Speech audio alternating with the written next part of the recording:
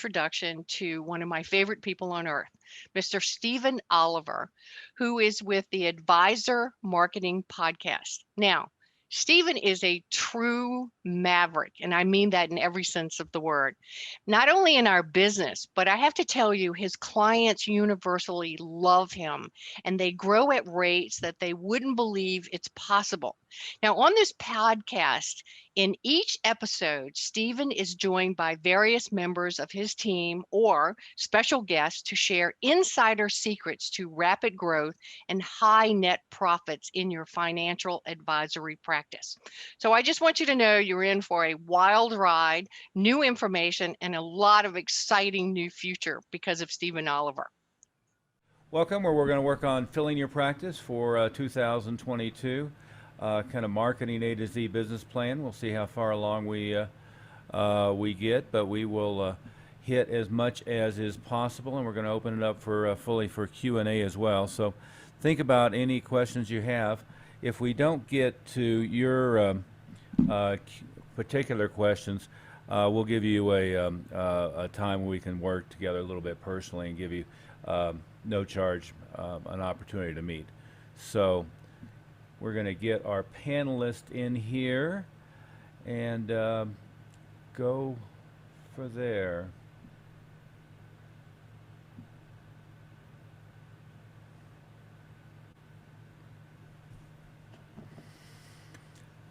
Welcome, Greg Moody. I haven't seen Mindy yet, but welcome. Hey, we are live, so we are rolling, and I see we have a few people joining us here already. A little early, which is good and unusual, truth be told. But let me introduce myself and then our guests here. I'm Stephen Oliver, founder, CEO, Advisor Wealth Mastery. We have been doing this type of work, marketing and promotions and coaching and consulting for practices and business owners like yourselves for, what's it been, Greg, since 99, 2000, a long ass time, which is how you and I came into contact. Sure. And, my quick background is I'm a economics graduate from Georgetown University. I expected I was going to go on to Wall Street. Instead, I opened a chain of martial arts schools back in 83, and then ended up so successful at that, and along the way earned an MBA. And was so successful at that, I ended up coaching lawyers and financial advisors as wealth managers, one thing or another, after creating probably 35,000 clients in that business, and have shifted to doing that exclusively with financial advisors and with other niches as well now. And Greg, you're our official rocket scientist. Started out your career as a engineer and rocket scientist, and now you have a rather collective background, PhD in psychology, a master's in, I'm trying to remember what. Yeah, my master's in psychology, PhD in education. There you go. There you go. I had it backwards. Yeah. And you've been working with me for many years, and I think you started with me on the focus of, we were working on teaching people how to do internet marketing back in 2000-ish. And now you've kind of become an expert in your own right on Google search engine marketing, SEO, websites, as well as all of the aspects. You and I have both had a big staff over the years. I think I peaked out at 50. What did you peak out at?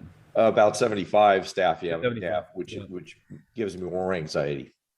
Yeah, I got to the point of 51 is going to break the camel's back with me, but we developed quite an expertise in managing staff and managing systems within that, and oftentimes advisors, especially as they start to grow, are hesitant to add people, and they're hesitant to add the right people, and oftentimes their training is let's say non-existent. And then we have Mindy Godfrey joining us here, and Mindy, you're our another eclectic background. You've actually got a master's in theology, but really you're our expert in, and Greg, you've done a lot of work with this too, working with authors and publishing and self-publishing, one thing or another. But you're kind of our expert in creating books, publishing, as well as live event management. I think the biggest event that you helped promote and run was what, 45,000 or something like that? Yeah, 45,000. I think I don't know how many hundreds, if not into the thousands of events I've put together and promoted and run, and often as lead speaker and coordinator and so forth. And you've promoted, any idea how many over your career? Oh, I don't even know anymore. I've quit counting. Just a huge number, and an awful lot that would be, the things like the advisors would think of is in the boardroom or at the restaurant or that type of thing. I've done everything from boutique events to major festivals, so Exactly. it's a pretty diverse group. Yeah. But our mission today is to really focus on marketing and marketing plan. And Greg, let's start with the conversation you and I are having offline. As usual, we have an awful lot of conversations offline that we wish we'd hit the record button on. But in all professions that we've worked with, and let's take an example of, say, lawyers, or we have a background working with martial artists. As certainly as a advisor, as well as any of those others I mentioned, is the credentialing, the degree, the certification, the licensing has nothing to do with how to create and keep a client, which is always amazing to me, right? Is we see advisors, and of course I have, 10,000 of them or something like that on LinkedIn nowadays, and they all have, CFP, CHFC, all of the different designations behind their name. But I guarantee, having been through a number of that stuff myself, none of that stuff teaches you, here's how to do online marketing, here's how to work with Google, here's how to work with Facebook, here's how to do direct mail, here's how to do live events, here's how to close traffic. None of them do that, right? And then you and I have been working with a number of captive agents or advisors, and the big companies, I don't know, we were guessing a lot of them have probably a 90%, 95% failure rate, doing heavy college recruiting, bringing people in, and if they don't have a big frat, or if they don't knock on a lot of doors, they go out of business in this business pretty quickly. But the amount of teaching in the big companies, it's kind of like they build a huge compliance department and put a roadblock up to everything, but really don't teach the advisors what to do to generate traffic, right? It's definitely survival of the fittest, and it's definitely you only eat what you hunt. But there are better ways, right? There are better ways than bugging your clients every time you meet with them for who they're going to send to you, and there's better ways than cold calling your warm list and going through that way. You want to expand on that? It's something we've noticed. Is just the horrible situation where I graduate law school. Let's say I went to Harvard Law. There wasn't a single course on how to get new clients, right? Wasn't a single course on how to run an effective firm. Wasn't a single course on staff management, anything else. I went through and I got all my designations, licenses, state license, federal license, whatever it might be, FINRA, SEC, and none of them taught you anything about how to fish in the right fund, how to get the right clients, how to create a sales funnel that's effective, how to effectively close them, or how to even maintain a quality relationship.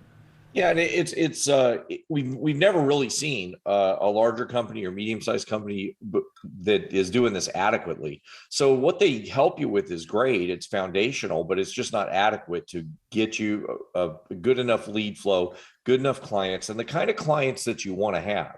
It's as you said, sink or swim for most of the people that we work with, and that's how they built their business. And most of the people that we work with, frankly, are the top 5% of the industry that we interact with and we help grow, or at least some people that are really motivated and they want to be in the top 1% or 2% of the industry. So even those people tend to do stuff mostly by brute force, really, really working hard with referrals, really working hard and not necessarily very effectively, but they end up getting enough clients that they can get by. And that's not really what we want for you guys, is just to get by. There's a lot of very effective ways that you can market that work fine with compliance and work well. But the bigger companies, that's just not their thing. It's just not their thing to really understand how to market. They don't provide enough leads. They don't provide enough support for most of the advisors really any of the ones that we talk to. Yeah. Well, and here in my office, I have the TV on, all day, and it's just amazing. I see big companies of whom, several of whom I work with, their top 1% guys, right? And their ads will come on and it just has no direct response. It has no call to action. It has no nothing at all there. In contrast, I've been collecting Fisher's ads and, pulled their direct mail pieces and one thing or another. And it's always, here's the free report, the 55 things or 50 things you should know about retirement, the things to avoid about annuities or whatever it might be. But they do a very good job at direct response. I was in a small meeting with Ken Fisher, and he had we'll get to this later, but some really interesting observations about what he was doing differently than the industry and how the industry was viewing what he was doing. But which is a common thing. If you're doing something different from what your peers are doing, you're more likely to be doing it right. That's the important quote. If you look around and you're doing, well, what's everybody else doing? I better do more of that. That's almost always the wrong strategy. Yeah. If I remember correctly, that was Earl Nightingale. Yeah. That sounds right. If you're running a business and you don't have a good strategy for how to be successful, look around at what everyone else is doing and do the opposite. And that's something everybody ought to anchor in. Oh yeah. We keep getting people. We talk to and go, well, yeah, I'm trying to get ideas from everybody around me, but that's almost never.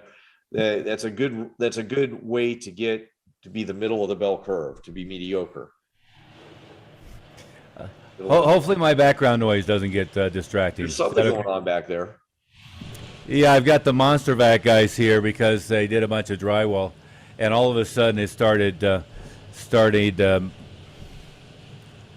think he's over in my office. It's not very loud. You're okay. Okay, good. Well, it's entertaining. What can I say? Yeah, we got extra support music, I guess. Yeah, there you go. The other element about that, Greg, that you and I were talking about is let's take the COVID era, is something I've been railing about forever. I've got the picture on the wall back there is the facade of the of Wall Street, but the same idea with the pillars in Greece or in Nashville. We talk about the Parthenon, and I think I freely admit I stole that idea from Jay Abraham, who's one of the marketing gurus, but the Parthenon idea really was missing and fell apart during COVID for many advisors, because if they were driving lots and lots of traffic from live events, and Mindy, you were right in the middle of that. How many live events got tanked and killed and killed off. But if you were in the process of all of your traffic was coming from dinner meetings, lunch meetings, other live events, informational meetings as a group at your office, that all dried up, right? And what we always focus on is having a lot of pillars to drive traffic of new clients, not just relying on one thing. So it's great to drive most of your clientele or a chunk of clientele from referrals, but you want to have 5 or 6 systems that are generating those introductions or referrals. It's fine to do live events, but you don't want to be reliant on just dinner meetings or lunch meetings. You want to have a bunch of other stuff. It's a deadly sin not to master online marketing and social media marketing nowadays. We're seeing huge results, LinkedIn, Facebook, some of the other social media networks, but certainly Google and the search traffic. What would you add to that, Mindy or Greg? Well, I would say one thing to add on to what you're saying is if it's done correctly. What we see with a lot of people is they're abdicating their online marketing and maybe they get some good results for a little while. And then we get a lot of people calling us and saying, well, we got some good results for a while, but now it's dried up. So now I want to try to, talk to you guys about doing something different. But it's that it wasn't done properly in the first place, and they're not consistently testing it and working it and making it better. And we've done quite a few of our, podcasts and meetings that we've put out, that you can find on our website about how to do that properly. But that's something that we see is that each of those things are not done correctly. There's a lot of times there's small tweaks in each of these pieces that are done so poorly, or that they can change. These tweaks that can be done, they get you 2 times, 3 times, 10 times better results. And that's not an exaggeration. It's very easy to measure that. So those are some things. The other thing is that with referral systems, they're missing out on so many pieces. They're just waiting for people to come in. Even some people that are doing a good job of, the Tom Hopkins isolate faces type of process where they're getting people to give them names and numbers that are friends. They don't have any pass along collaborative information or collateral information to give them. There's just so many missing parts of what could be done. That's really easy to do. It doesn't take much more money or much more work that they're just missing out on. Yeah, absolutely. And I mentioned the term earlier and define it, fishing the right pond. And we'll come back to online and social media. But, if you're an advisor, I think there's several pieces to it, and we can subset this into niche marketing as well, and really focusing on a niche or several niches. But you've got to have a real clear picture. Dan Kennedy, who I've worked with for, 20 years or so, they call it an avatar client. But you've got to have a real clear picture of who it is you want to work with. And even advisors who think they have defined that oftentimes have just taken a big brush. I want to work with 50 to 65-year-olds who are nearing retirement. Well, okay. But I think what we would typically prefer to do is kind of like, the old Zig Ziglar, I'm so optimistic I'd go, hunting for Moby Dick with tartar sauce, is you'd rather be whale hunting, right? And you'd rather be focusing on really highly profitable clients, really highly productive clients, than just casting a big net and catching whatever might happen. And so we really work on that fishing in the right pond, creating the avatar client, who it is you really want to do. And oftentimes, like one of our friends, one of the people we've worked with, is doing extremely well with dentists, for instance. And it seems like everybody targets dentists, but he's doing a multi-million-dollar business targeting dentists who want to not be looking in somebody's mouth every day and showing them how to work their way out of their practice. And so and again, it could be in any kind of niche. I have a client who's into collecting 911 turbos. And so I keep trying to get him to be, let's do the local, regional, national Porsche Club. Let's, go to their events. The dealer's a buddy of yours because you spent $1.2 million with him over the years or whatever, probably more than that. Do a live event at his dealership, and let's invite all of their clientele and do that. Let's invite your clients to, go test drive or do a day at the track. See, it in some ways it doesn't matter. Mindy, one of the ones that you liked, an advisor we were working with, was a Texas A&M guy. Yep. And so he was marketing a Texas A&M alumni. He had all of the football paraphernalia and the Longhorn stuff on the website and so forth. No, A&M isn't Longhorns for anybody that's UT. UT. Well, which one was it? I don't know. Yeah, Was it UT? it was A&M, and that's Okay. not Longhorn. So Okay. Well, yeah. Okay. Just in case there's anybody. Yeah, else just correct the non-football guy here. Yeah, I when I grew up in Oklahoma, we told Aggie jokes, so that's A&M. Agriculture. It's Lee Milt here, and I'm delighted to interrupt you today and let you know that I've been working with Stephen Oliver for 10 or 15 years now. He's a great guy. I love all the research that he does. And I just wanted to let you know that if you're enjoying the content on this podcast, then you really want to make time to visit advisorwealthmastery.com. And why should you do that? Well, because you're going to receive 2 of his great books and actually one of mine called Success is an Inside Job. You'll also get a lot of absolutely free material on growing your practice through effective marketing. So again, take the time to go to advisorwealthmastery.com. Mechanical. But you get the idea. Is sometimes it's starting with your hobbies. Other times it's starting with your current client list and seeing who you're already clicking with. So if you already have a client list of 100 or 300 or 500, go through and figure out what the commonalities. Another advisor I worked with, we found out he was doing really, really well with commercial real estate brokers. And well, okay, if you've already got a guy with Fuller and a guy with whichever other firm it was, Sullivan Hayes, let's go get more of those guys, right? Let's work our way up into the C-suite. Let's work our way through their national organization. Another one was, Mindy, I think it was Vonage, had several C-suite executives of that. A friend of mine, worked his way up to being working with all the C-suite executives with Hyundai, Kia, and other similar Korean U.S. companies. So you figure out what your specialty is, what your niche is, who you want to target. And if you don't know who you want to target, you just sit down and look at your client list and look at who you're working with currently that you really enjoy. And sometimes it's as basic as, well, here's a bunch of different prospective niches.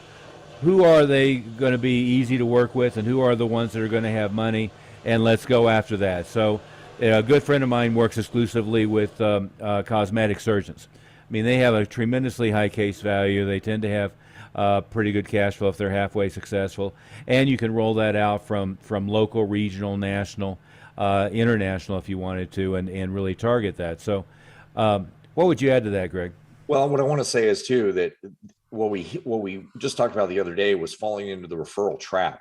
Whereas if you look at your niche and you say, well, we just talked to somebody who had 300 clients, and he freely admitted that he makes most of his money from the top 10% of the clients, but he gets most of his referral business from referrals. Well, all he's going to do is keep replicating the 300 clients again and again and again. So he's going to continue to only have 10% of his clientele be the really good ones, instead of replicating the top 10% by marketing to those types of people. And it's pretty easy to market that way. He just doesn't know how to market. He just knows how to do, and frankly, he was pretty good at referrals. It's just that the problem is he's replicating a lot of extra work to not get that much money proportionately for the amount of work he's doing. So his average client value is very low. And that's one thing you're talking about that people or advisors are not really paying attention to is what's the average client value that you're going after? Because if it's very high, if you're making $100,000 over the client's lifetime, then you can afford to pay attention to, put time and money into marketing to those people. The other thing that we talked to one guy that was he wanted to niche. He thought it would be a good idea to do pickleball. Remember that guy? And so he started playing pickleball. So there's a lot of ways you could do these wrong. He started playing pickleball because he thought, well, that's a lot of retirees that are playing pickleball, which may not be true, but in his case, it was kind of true. But then he didn't do anything when he got there. He didn't know how to. There was no process for actually getting these people to. I may just be ignorant, but what is pickleball? Pickleball is like a kind of a form of tennis, badminton thing. I haven't played it myself, but it tends to be something that doesn't require as much. Sorry for anybody who loves pickleball. It doesn't require as much athleticism as like tennis. So you don't have to run across the court as much. It's a little shorter, but it's still pretty good exercise. Tends to be done historically becoming really popular. Tends to be done historically by people that are in retirement communities.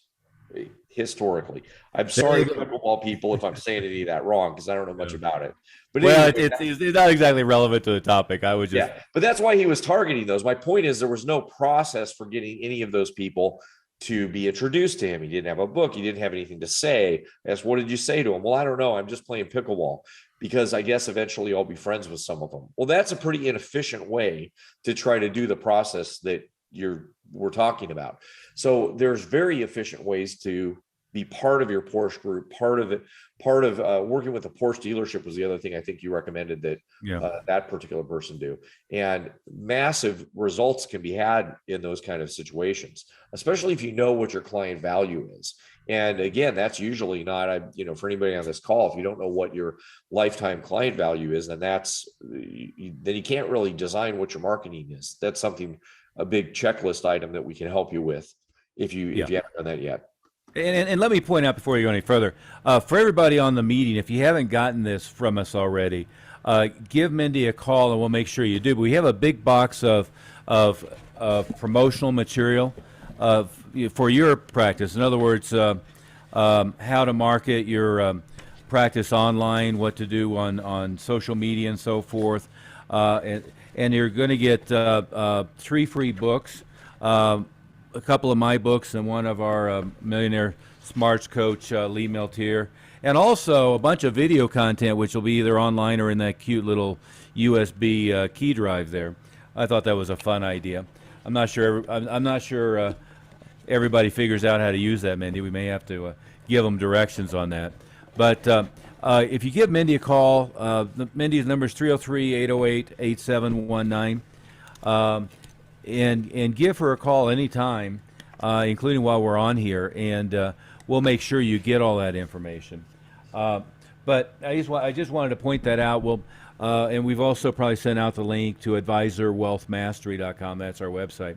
But hey, Greg, let's shift from setting the stage to real specific stuff that that advisors can do to drive traffic. And let's start with this. Let's give everybody an overview of what like our typical online marketing campaign process might be. Things that the three of us have been working at a lot recently. So I always try to simplify it by saying you have arenas where somebody is out actively searching for information, and you have arenas where you're interrupting them while they're doing something else, right? If you think of old media, and none of it's dead, but if you think of old media, TV is interruption media. So I'm watching the football game or I'm watching my favorite show, and a commercial comes on, and I didn't tune into the TV to watch the commercial. The commercial interrupts the game or whatever it might be. Infomercials, when they were working better than they're working today, it was I'm scrolling through the channels and I arrive at this thing that looks interesting, and I watch Tony Robbins or I watch the ShamWow guy or whatever it might be. So that's interruption marketing. And essentially, and this is overstating the case, but almost everything you do on social media tends to be interruption marketing. Is that a fair way to say it, Greg? Right. Is they're looking at what their friends are doing, they're watching cat videos, whatever it might be, and your ad shows up, it gives them an offer that's intriguing, enticing them to click on the link, enticing them to go to a form, fill out the form, and then put them in your, what's come to be known as a funnel for you to follow up, right? And then you have search marketing, and that could be pay-per-click, it could be organic. And search marketing is they're out researching, they're out looking, either they're a buyer looking to buy or they're researching a topic, and you show up under that topic as a provider of information or a provider of that product or service, right? And the wonderful thing about search marketing is you're not interrupting them, they're out looking, right? So you have a focused and you have an eager audience that's looking for what you do. The good thing about interruption marketing is oftentimes you plant the idea in their head before they're out looking, right? And again, I should have had it here at my desk. Fisher seems like they've been doing a full-page ad in the Wall Street Journal, about once a week, right? Now, very highly targeted, but it is still interruption marketing. I wasn't reading the Wall Street Journal this morning, looking at the inflation numbers in a very depressing way. The producer was inflation was over 7%, over 9%. The consumer was over 7%, which of course that means there's a gap there that hasn't caught up with at the retail level. But you have that ad there. Well, I wasn't reading the newspaper for the ads. I was reading the newspaper for the news, but then the ad shows up in the middle, and that would be just like I'm on Facebook or just like I'm on LinkedIn, and the ad shows up, right? Or in LinkedIn, some people use a strategy, and it works. It's just labor intensive of cold messaging people, and it's just one step removed from the old, movie Boiler Room, where I'm sitting in the room just making outbound cold calls. It works, but it's labor intensive, and you have to go through a lot of people before you get much, if any, response. But so when we start with online or any of the marketing, we look at interruption marketing, we look at search marketing, and Greg, let's give them a sense of how, like a lot of websites that we've set up, and we're not in the website business. You work with a company that does that effectively, and we've got some associates that do social media as well. But let's talk about how we set up a website. We set up a website so that it's a grease shoot. And again, funnel is the term that people use a lot. Oftentimes, we start with a landing page. So if it's a click on Facebook, go to a landing page. All landing page means it's a single purpose page. It's not designed for them to click around and go look at blogs and go look at videos. All it's designed to do is get them to take the next action. Typically, it's here's a report, here's a video, here's a free book, here's a book for $9, whatever it might be. There's all kinds of offers. But it has an offer, a call to action that gets them to raise their hand. And by raise their hand, I mean they give you an email address, or they give you an email and a phone number, or they give you an email, phone number, mailing address, maybe some money. But they take some action to move forward into that funnel, right? Greg, what a lot of people don't see behind the scenes is once we have a landing page, it always has a Facebook pixel, the HTML landing code for Google, and now what happens is they start getting retargeted online. Well, we've also come up with a company that they match the IP address and they mail them a postcard, right? Yeah, and it might be important to clarify the technology of that if anybody's a little bit behind on what you're talking about there for the tech, just to make sure. So in other words, when you land on the landing page, what should happen is the internet's following you all around. And it might be like if any of you have searched for something on Amazon and looked for, I don't know, video camera. And then all of a sudden, the next time you're on Amazon, the video camera shows up, obviously, but also potentially on your looking at your news feed. If you're looking at news online, the video camera shows up or something similar shows up. That's what that retargeting means, is once you land somewhere, then on the internet, different services can then chase you around. And it sounds a little spooky, actually. And that's one reason the privacy, you hear all this stuff online or this stuff with the government about privacy laws. But right now, you should be using those tools for your marketing. And what we see, it might be illustrative to see what we talk about what we normally see on most advisor sites, which is some brochure type. Oh, sure. Well, yeah, they look like that. Your website looks like a brochure, and then it has like a button to set an appointment. But that's like asking somebody to marry you without dating first. So if your current web for what your current purposes are, if I land on your landing page and something's about scheduling an appointment or just calling you, there's not really anything to warm anybody up. So that's what Steve's talking about right now, is getting them a little further down that chute so that they get more information and they get more comfortable with you before they can pull the trigger. They can still set an appointment on your website. They should be able to do that, or call you or get right to you. But they should also be able to take a more of a baby step along the way. Yeah. Well, and also, that kind of funnel can pre-qualify the person. So you can have multiple places that you move them. And one place you might move them is, to an appointment as quickly as possible. Another place you might move them is, you gift them some stuff, or you try to sell them a book or something, and that's about it. Because once you know who it is you really want to work with, what their minimum assets need to be, what their income, profession, one thing or another, you also end up getting people in the front end of the funnel who aren't going to be a good fit. And, we could create 100 appointments for you in a month, but what we don't want to do is have you do 85 of them look like they're the wrong fit. You want to make sure you're only spending your time face to face, either by video or in person with the people who are the right fit, right? So, but to continue on with the idea is once they raise their hand, that's where we start. What Greg, you were talking about is nurture. So the nurture, and almost all of the quote unquote internet-centric marketers are just in love with email. Greg, as you know, pre-COVID, I hated email and was pretty sure it was dead. COVID gave it a little bit of it came back to life a little bit because so many people were working from home. But what we always try to do is we try to nurture with retargeting on Facebook, retarget on Google and their properties, Facebook and their properties, and email, but also text messaging, also automated outbound phone call, also direct mail, and if it's a good qualified prospect with a live person calling them. And so we're always working on as many different follow-up nurture processes as possible. And again, you can determine how many of those you're going to use by the expense of the area, based upon your sales conversion rate and based upon your client value, right? So, that scenario started as an interruption social media ad, but the website works similar once they get there, right?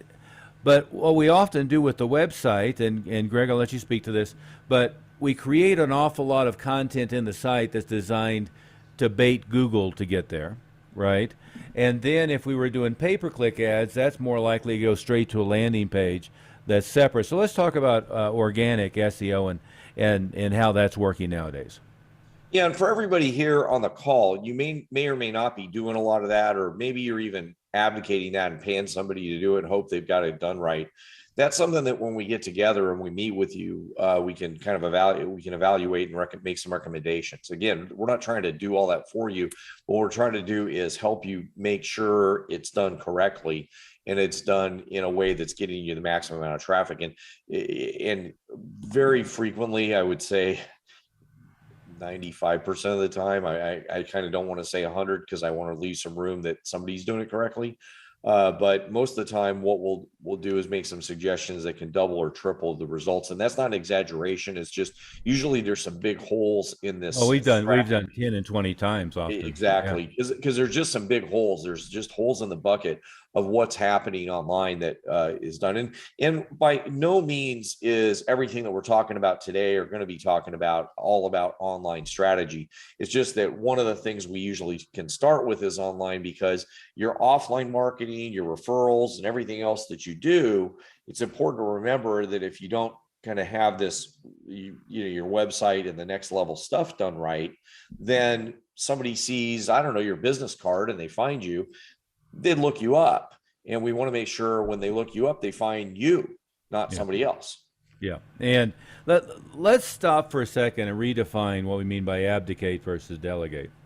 Is once you're primarily or exclusively paid on commission, or you're independent and you're responsible for generating all the revenue, whether it's a purely fee-based or whatever your structure is, you're immediately responsible for generating enough new clients every month and for making sure the closing rates are adequate.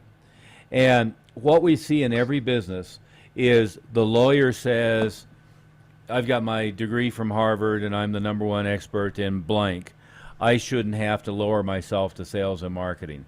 I've got 23 credentials and I've been an expert advisor for 22 years and I get X return for my clients. I shouldn't have to be an expert marketer. Well, that's a failure response, not a success response. It's Lee Milt here, and I'm delighted to interrupt you today and let you know that I've been working with Stephen Oliver for 10 or 15 years now. He's a great guy. I love all the research that he does. And I just wanted to let you know that if you're enjoying the content on this podcast, then you really want to make time to visit advisorwealthmastery.com. And why should you do that? Well, because you're going to receive 2 of his great books and actually one of mine called Success is an Inside Job. You'll also get a lot of absolutely free material on growing your practice through effective marketing. So again, take the time to go to advisorwealthmastery.com. The success response is I have to know every element of my business and what makes it work. And I've got to understand on a theoretical or strategic side, but also on a tactical side, each of the different elements for driving new traffic. And the difference between very highly successful advisors and also ran are they control every aspect of their practice, not just they're the planning guru behind the scenes.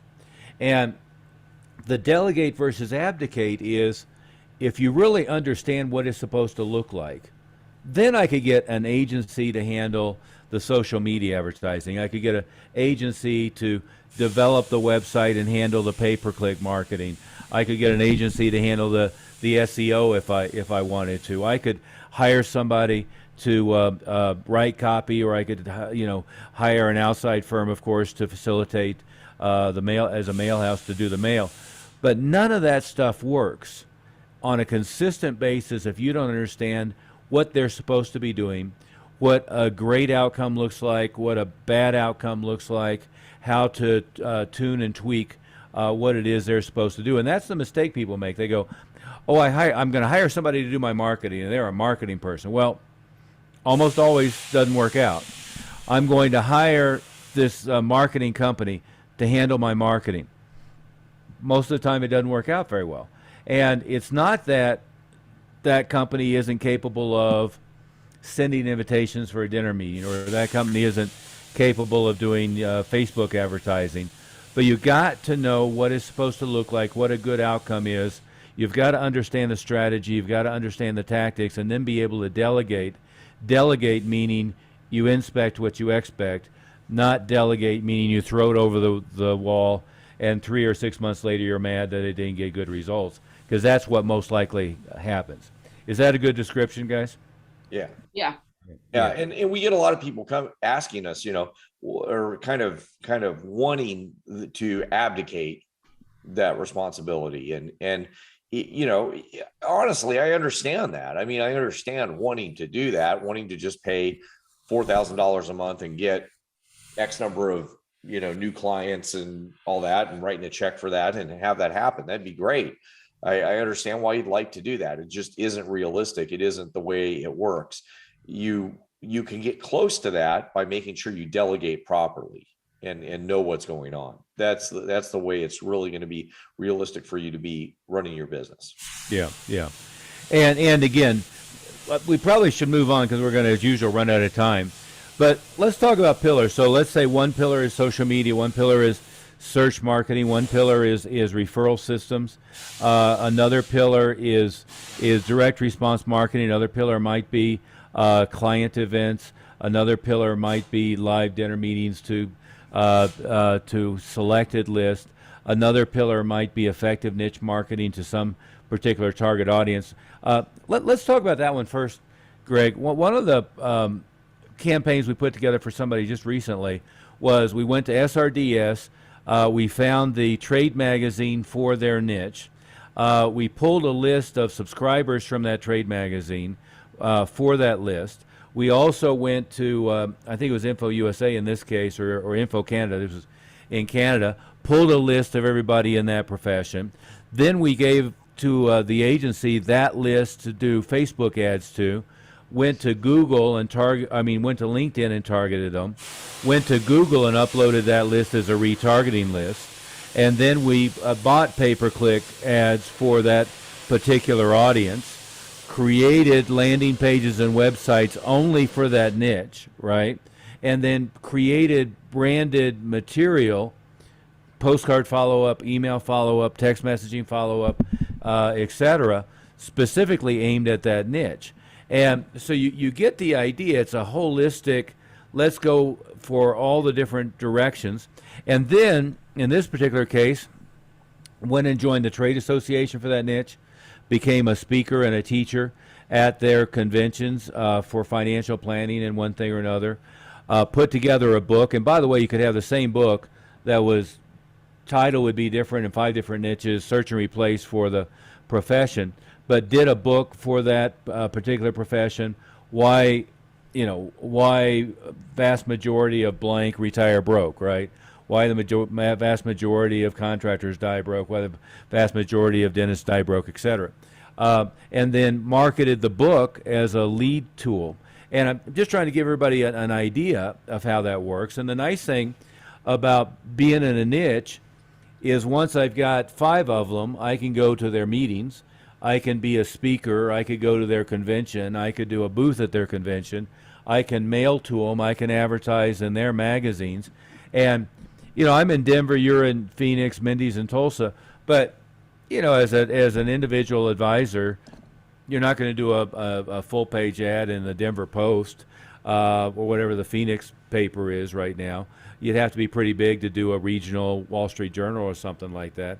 But you could go after a niche publication, and you could go after the subscribers, and you could mail to them, and you can email to them, and you can advertise in their magazine. And that's one way that you really narrow it down, plus you get a target audience. What would you add to that? Yeah, I think everybody should be hearing that as an example. It might sound like, wow, that's a lot of stuff to do. I don't know how I would be able to organize that or get to do it. But what you do is you do a few pieces of that and you layer more stuff on. And once you get comfortable doing that kind of stuff, it's pretty easy to then replicate it and replicate it and replicate it, and then start having a flow of leads and traffic come in. And I mean, most of the time, what our clients end up saying to us is, wow, we've got a flood of so many new clients. Then we have to help them with, fixing the sales process downstream. Because if the only clients you've been getting just a trickle of clients, and they're the friends of your relatives or the friends of your friends and people that already know you, that's going to be a different type of client than this flood of clients that you're getting that might be really, really high quality, exactly the target demographics, but they don't know you. So when you start getting that flood of clients in, then we'll morph this in. It's not our target for today, but really it is, because we're talking about growth. We want to get you a flood of clients, and then if they're the right kind of clients, then help you with processing that so that you close them and they become new clients, not just leads. Well, and maybe talk about that briefly as a tangent. Is one of the things that we like to do is to build a credibility package. I think of it as tools to facilitate the sales process. But if I have a cold contact, somebody who hasn't heard of me for years in one thing or another, even if it's an introduction from a current client, it's much better to have, here's the book, here's the package, kind of like that box I just showed you, here's the package of information. It's better to have shown them a lot of credibility tools, shown them ways that you're a leader in the field, an expert in the area, long before you talk to them. Because you want to be able to have the conversation like the highest paid attorney in the field, the number one surgeon in the field, whatever. You don't want to be trying to pitch them on how good you are. And you certainly don't want to be, there's 3,000 advisors in our town, and I'm as good as any of them. I mean, that's really bad positioning, right? Tom Peters used to call it marketing that I'm no worse than anybody else. It's the worst damn approach in the world. So that is one of the elements of that nurture, is physical and digital touches to create that credibility and to create that value, which will, of course, dramatically accelerate your closing percentages and help screen out people who are a bad fit before you spend your time individually on them. Let's go back to, you mentioned the referral trap, and we should hit some other topics here as well before we run out of time in a few minutes. But on referrals, it seems like most of the advisors we talk to, most of their referral based is just, I meet with a client and I ask them who they know, right?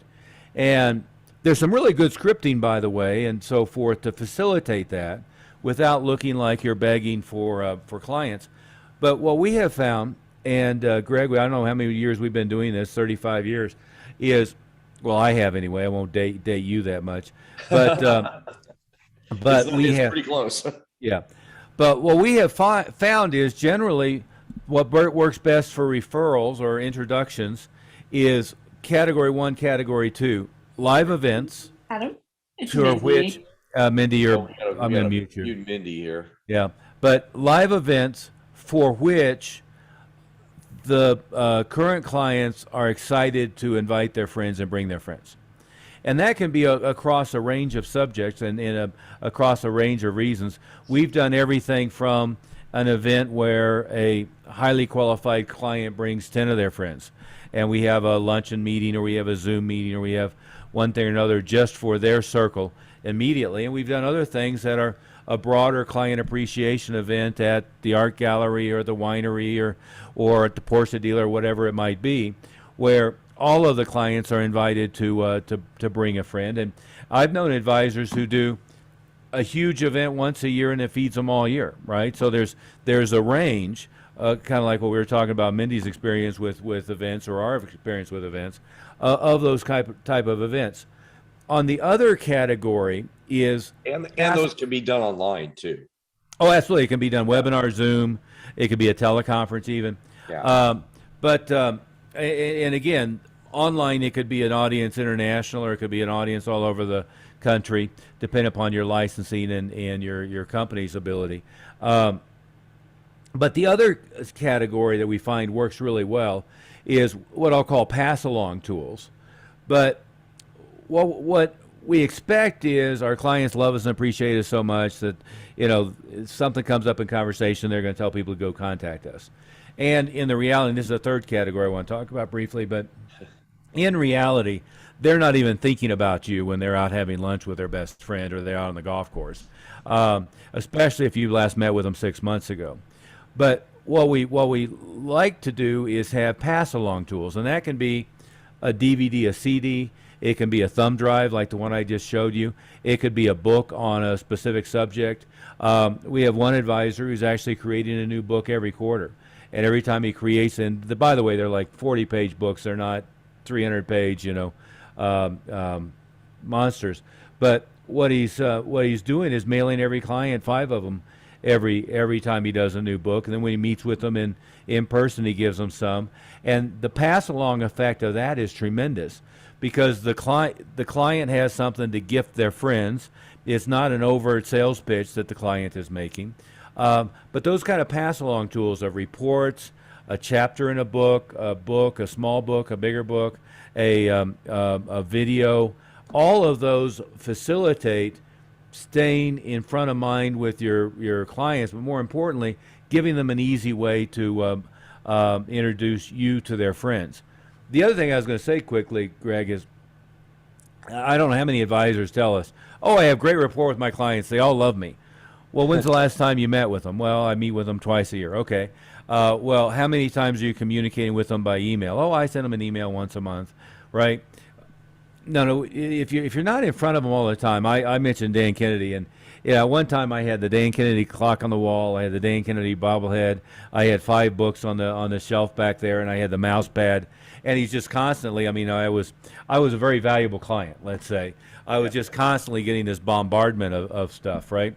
But it's why you want to have maybe a monthly newsletter that gets mailed, a couple postcards that invite them to a live event, a live Zoom event each month, an email that goes out 3 times a week or 5 times a week or something to your clientele, and other methods of communication, so that you're in front of them, in front of mind awareness all the time. And what a lot of advisors think is, well, I'm going to annoy them. They're going to get mad hearing from me all the time. Well, no. If you're providing them educational material and valuable material, that's the opposite happens. What happens is if somebody gets an email from you once a month, it's perceived as spam. If they get one on Monday and then Wednesday to Friday, or if they get one every day, it's familiar. And a lot of them they're not going to read, but a lot of them they are. And that's all of that facilitates. And by the way, the emails will get forwarded to a friend. The newsletter will get handed off to a friend or a family member. The books will get handed off, and all of a sudden you create that pass-along introduction effect that happens. Yeah, one thing that everybody on the call needs to remember about email, and I think that's one big thing, that you abdicate all the communication to email. 2 things. One is that email deliverability at best, and this is deliverability, that means into their inbox, is maybe 20%. So all the emails you send out to your clients, if only 1 in 5 is getting into their inbox, that means that 80% of them, 80% of your clients are not even hearing from you at all. The second thing is that people get, what last we looked, 211 emails a day. So think about that. If you're only sending them 1 email a month and they're getting 211 emails a day, I don't know what that adds up to, like 6,000 emails in a month. So you're 1 in 6,000 of their communications. You're basically not paid attention to at all. Yeah. And it's so something significant. And if somebody's $100,000 lifetime value client, I don't know, you could send them even if you don't write a book, you could send them a book that you really like once a year. You could send them something that would be, have some inherent value, every once in a while. We hear people doing calendars, like those old calendars. I used to get them from my insurance agent. I don't even get them from my insurance agent anymore. But those things it has lame value or a magnet that goes on their refrigerator. Those kind of things are boring and don't have any kind of value. So we sending them something that might have some interest or educational value that might be unique and different is important. And what you said before is really important. You don't want to look like everybody else. I mean, if every insurance agent that I've ever had sends me a desk calendar that looks the same as all the desk calendars, okay, I'm just going to expect that the insurance agent is going to send me a desk calendar. So it's not really, you want to stand out in a good way, and it's okay to be a little bit edgy when you do that. Yeah, idiosyncratic even you're exactly right. I mean, there's you want to have things that stand out about you, and and what you're into. It is your hobbies you should wear on your sleeve. I mean, depends on what they are, I guess. But you things that present the right image, you should wear them on your sleeve. You should never be afraid to be idiosyncratic and be a little different and a little weird. I always think of God, what was his name now? The lawyer that had the ponytail and he was always wearing Jerry Spence. Jerry Spence. Yeah. He was really well known. I think he just passed away not that long ago, but he would wear like one of those jackets or shirts that have the ruffles hanging down. Those leather jackets look like a cowboy. And he was really well known because he was very good, but he was also well known because he was idiosyncratic. But this stuff isn't really hard to do. None of this stuff is hard to do. I mean, I know Bill Glazer was really good at, he would send a post, when he'd go on vacation with his wife, he'd be in Egypt or somewhere, and you get a postcard of him by a pyramid, and it'd be say, one funny line, but then the back would be the reminder about the next thing that would the one I remember was he was in the Grand Canyon and he was riding a donkey, and the headline was, "Who's the bigger ass?" Yeah. I mean, it's just completely out of the blue, but it's it's funny. Of course, that was self-deprecating, but that's exactly right. You got to be interesting and creative and unique. We're going to run out of time in about 2 minutes, but I'll remind everybody of Mindy's phone number, 303-808-8719, and the Advisor Wealth Mastery site. We'd love to give you some specific advice on your specific situation. No charge, no obligation, no sales pitch. As far as people that we work with, as you said, Greg, we tend to work with top 5% and top 1% advisors with established practices with cash flow. And what we're really good at is 2-timing, 3-timing, 10-timing people who have momentum. And especially if you're in a situation where you have 1 or 2 things that's working pretty well, but you really don't have a real well built out consistent flow of new clients, or if you're unhappy with the qualifications and the profile of the clients you're having now, we can certainly fix that. We do a lot of practice management stuff too. As you mentioned, Greg, our clients have come to call it drinking from a fire hose. Right. But oftentimes what we do is triple or quadruple the number of prospects coming in. And everyone says to us up front, "Oh, my client contact is great, my client retention is great, and my sales process is great. I just need more new people coming in." And then as soon as we ramp up the number of new people, everything else falls apart, so we have to fix that. The one thing I might add is there's a number of direct marketing, direct response marketing systems that can be used that people think are not in play anymore. I mean, like you mentioned, direct mail, but 211 emails a day versus 4 pieces of mail in most people's mailbox a day really proves that you're going to stand out if you do something interesting and creative in the mail. I was talking to a pretty big advisor. He had up 400 million assets under management the other day, and he said, "Oh, nobody does direct mail anymore." And I pulled up SRDS, and the first one I pulled up all of the Fisher direct mail, right? And you know what happens is newspaper advertising isn't dead; it's just diminished from where it used to be. Direct mail isn't dead; in fact, it's enhanced from where it used to be because people have shifted so much online. There's a number of other sources. Live event marketing is, in-person marketing is coming back, and if you were doing a lot of that and didn't shift to Zoom and webinars, that's problematic. The other thing we're finding, by the way, this is a little bit of a side too, an awful lot of advisors think that their only market is like a 3 or 5 mile radius from their office, and we're making sales. I mean, depending upon, again, what your company is and what your licensing are. But, we can make sales in Israel and Germany and throughout Europe and one thing or another. But certainly if you can only deal with the U.S., everything from Washington State to Miami to, Maine to San Diego. And Zoom is working every bit as effectively as in-person, face-to-face. We still like meeting with people belly to belly, face-to-face. Between us, we've probably done 15,000 sales face-to-face, belly to belly. Maybe not quite that, but a lot, a lot more than I can remember. Yeah. But we've now done literally hundreds of sales via Zoom, and so it's quite possible and easy to replicate having to meet them at your office or meet them at their office and do it on Zoom. Well, and we have good data from all the people that we work with that the closing rates are about the same, and the rates of sales rates are about the same. So we have good confidence for all of you guys that you're going to have the same results, and that means you can expand your market geography beyond what you're maybe used to. Yeah, and in some cases the closing rate is better, right? Especially in complicated. If I have to have the CPA and the attorney in the conversation, or if I have to have, a couple and their kids in the conversation, the more people I have to have in the conversation, it's a lot easier to get them on Zoom than it is to get them all show up face to face, right?